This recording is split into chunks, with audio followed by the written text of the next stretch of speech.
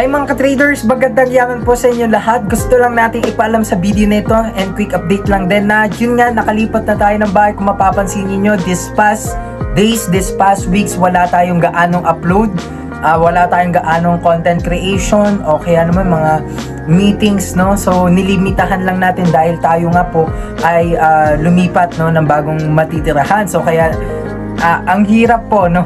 Mag-struggle is real. Bakit? Kasi ang dami rin syempre mga naglipat, inayos, nilipat yung gamit, yung design ng room.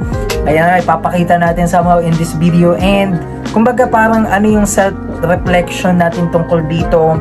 Sige, magkukwento na rin tayo, no? So, etong video na ito, gusto kong maging raw ito, no? Hindi natin ikakat kung ano mismo yung video. Yun na yun, kung ano mapapanood nyo. Para ang YouTube para sa akin, this is not all about money, no, na matatanggap natin. Sa totoo lang, wala na tayong paki dyan. Ang may paki ako doon sa memories, doon sa, diba, doon sa moments na pinipil natin. Kaya naman sige, without further ado, okay, so simulan na natin yung room tour. Hindi pa kasi talaga ganun kaayos. Okay, kaayos, no? Pero naayos na itong soundproof foam kasi kinabit lang as in 1 hour ago.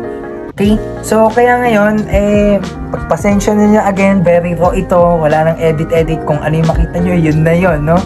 Saka tayo mag-i-state mamaya ng ating opinion, ng ating, kumbaga, feedback or reflection. Okay? So, ayan lang. Kung makikita niyo, ayan, may tumulong sa akin kanina si Atay ko. Shout out at shout out again, no, sa lahat ng mga naglipat ng gamit, tumulong, no, paid naman yon. Pero again, no, kung wala sila, wala pa rin tayo, no. Baga, hindi natin magagawa lahat ito, lahat ng pintura and all of those stuffs. Okay? So, ayan, nilagyan ko pa ng soundproof foam doon. Ayun yung actually higaan natin to, no. That is my single bed. Okay? So, pagpasensyahan nyo na, yan, medyo magulo talaga, no? Dahil gusto ko lang talagang i-film ito na mabilisan. Yan, kung makikita nyo, ang lawak ng wall natin. Ayun, no? So, ngayon, ayan, puro soundproof foams yan para, ayan po, shoutout sa aking tita. Banggitin na natin, tita ko.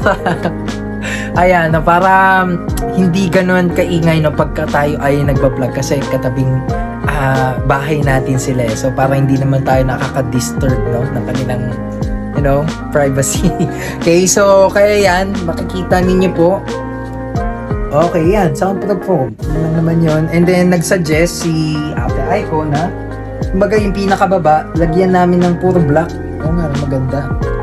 O yan. Ngayon, ayun yung mga natira. Bakit hindi kinabit? Kasi reject. Kumbaga reject. Low, hindi pumasa sa quality control na tinatawag, no? So, hindi na namin kinabit. Eventually, ano yan, ipapamigay na lang natin sa kanya din, no? Kasi hiningin niya. Ngayon, yan. Yun lang naman yun. Mainly, ito yung nilagyan natin. Ayan, yung wall na to, ng soundproof foam. Para nga maganda sa background, katulad na itong napapanood ninyo. At nakaka-noise, nakaka-reduct din siya ng noise. Okay? So, kaya dito makikita nyo yan. Diyan natin kinabit yung aircon. Hindi ako nagkabit. Yun nga, salamat sa mga tumulong. Pero bakit, yun nga, medyo hindi kaaya-aya sa background for me lang naman, no? Yung foam na yun, bakit nga ba nilagyan? Kasi may space. Baka lumabas yung lamig, no?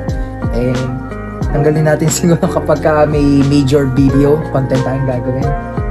Kasi yan suksok siya doon. Okay?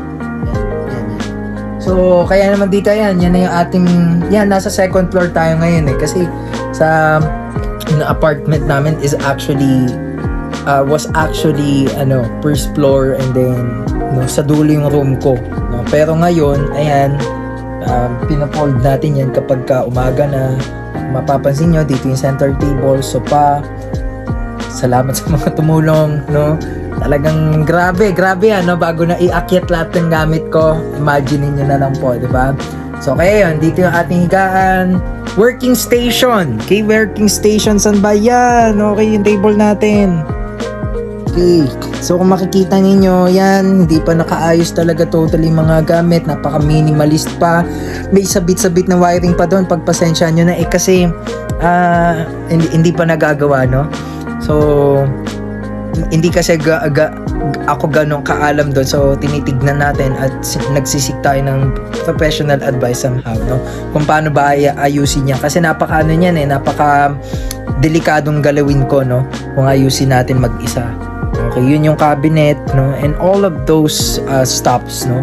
So kaya yun lang, kapag may bisita, mga visitors tayo dyan natin, pwede rin itong maging, somehow place to record a music, place to study, place to work, place to everything, di ba?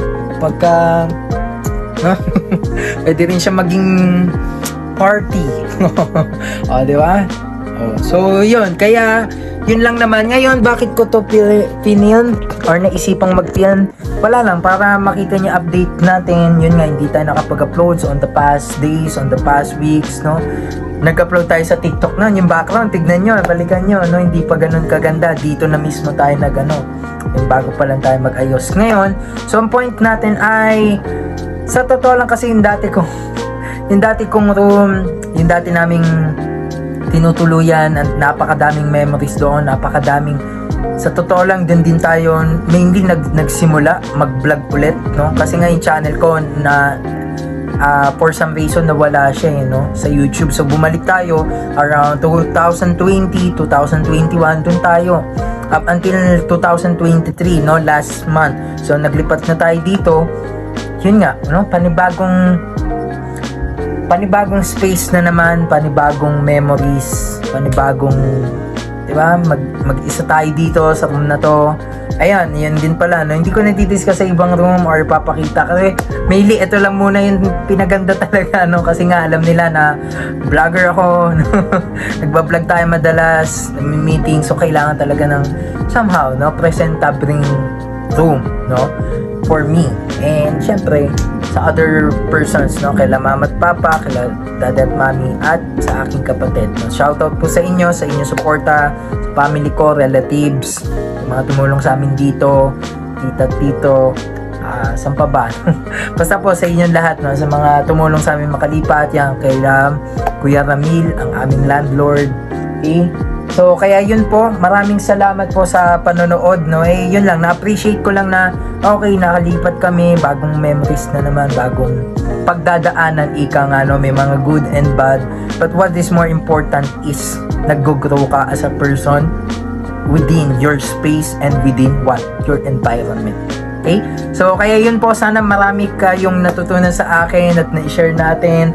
Marami pa talagang somehow ayusin, lilinisin, no, tayo na po ang bahala doon, no. So kaya yun lang, yan, okay na din yung aircon kasi this past days yung lumipat kami last week, wala pa talaga aircon, no, hirap ikabit kasi ang bigat-bigat niya, mga wiring and other stuffs na hindi ganong kadali, kumbaga. Pero yun, no, nagawa na ng paraan, okay na, no, yung mga gamit dito, kumbaga makakapamuhay na tayo, no, livable na. Kasi syempre pagka walang kuryente o tubig, syempre hindi siya livable, no? Pero ayan, yung mga gamit natin, lahat ng kailangan sa pagtatrabaho, pag-aaral, mainly nandito na. All we have to do is to, no, go with the flow, no? Andito ka na, no? Panibagong start, ika nga, di ba? So kaya yun lang. Again, maraming salamat po sa inyong panonood. Ito, last message ko na lang po sa inyo, no, is patuloy lang kayong sumuporta at maraming salamat po sa patuloy na pagsuporta sa aking YouTube channel, kay Estudyante Trader, ayan, sa aking family, no, maraming salamat po sa inyo lahat. Continuously please guys, sa mga FM students dyan, sa mga subscribers ko dyan, sa RTU Pasig and RTU Boni, sa mga iba't ibang universities, no, and I hope na-inspire ko kayo. Ayan nga, no, so parang semi-adulting na talaga di ba? No? So, pero nakaka-proud lang din, lalo na kung working student ka, no? Ikaw na yung provide sa sarili mo somehow. No? With the help of your parents pa rin, ganun din naman ako. Pero, kumbaga yung pagiging self-independent somehow, no? At this young age, you learn to grow. Within yourself, you learn to grow, no? Nang hindi nakaasa sa iba. So kaya yun lang, maraming salamat po sa panonood. Continuously mag-uploads pa tayo ng mga contents na makakatulong sa inyo to inspire and motivate, to uplift and empower the youth. Maraming salamat po and God bless us all.